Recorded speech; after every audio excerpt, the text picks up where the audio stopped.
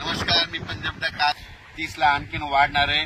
मात्र 1, 2, 3 ला मग संपूर्ण भागामध्ये तुमच्या नगर जिल्हा, धाराशिव जिल्हा, बीड जिल्हा, लातूर जिल्हा या भागात पाऊस पडलेला दिसेल. म्हणून ह्या 4 जिल्ह्यातल्या या शेतकऱ्यांना अंदाज दिला.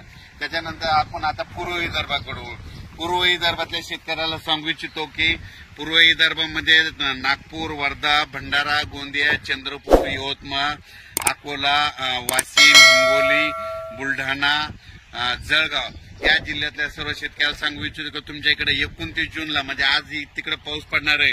पण 1 तारखेपासून 1 जून 2, 3 1, 2, 3 जुलैला मात्र तुमच्या इकडे मुसळधार पाऊस पडणार आहे. विदर्भ, पूर्व विदर्भ 6 जिल्हे, पश्चिम विदर्भ 5, 11 जिल्ह्यामध्ये मुसळधार पाऊस पडणार आहे. कुठं अतिवृष्टी होणार आहे, कुठं भाग बदलत पाऊस पडणार आहे, कुठं रिमझिम पडणार आहे. पण सांगायचं झालं तर यवतमाळ जिल्ह्यामध्ये खूप जोरात पाऊस पडणार आहे. चंद्रपूरकडे देखील खूप पडणार आहे, नागपूरकडे देखील खूप पडणार आहे, अमरावतीकडे जोरात पडणार आहे, अकोल्याकडे जोरात पडणार आहे, वाशिम जिल्हा जोरात राहणार आहे, हिंगोलीकडे राहणार आहे. त्याच्यानंतर अकोला, बुलढाणा जास्त राहणार आहे, जळगाव जामोद घाटाच्या खाली जास्त राहणार आहे, जळगावला जास्त राहणार आहे.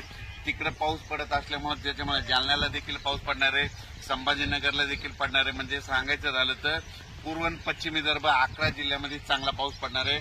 म्हणून हे विदर्भ पश्चिम विदर्भातल्या शेतकऱ्यांनी हा अंदाज लक्षात घ्या. त्याच्यानंतर आपण पश्चिम महाराष्ट्राकडे वळू. पश्चिम महाराष्ट्राकडे म्हणजे आज 29 जून म्हणजे आज देखील पश्चिम महाराष्ट्रामध्ये चांगल्या प्रकारच्या बऱ्याच ठिकाणी भाग बदलत पाऊस सुरू होणार आहे.